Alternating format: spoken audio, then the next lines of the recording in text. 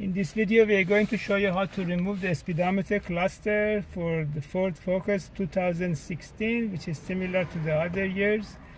The tools that you need is just a size T20 screwdriver, Torx screwdriver. The first step, you pop out the first of all you make sure the steering wheel is all the way down, and then you pop out this cover for the steering column. You just pull it forward, and there are two screws here, one on the passenger side, one on the driver side. Remove those two T20 Torx screwdriver out, and then what you do, you just put your hand underneath the cluster and just pull it forward. You just have to jiggle it to get it out. It doesn't have any other screws, you just have to play with it to get it out.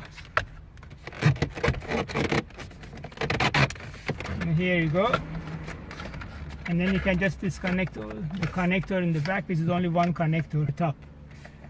And if you need any repair for the display or the speedometer or the tachometer, you can send it to iTech Electronic Services in Van Nuys, California, 818-785-8085. And just to put it back, it's just the opposite. You just push it all the way in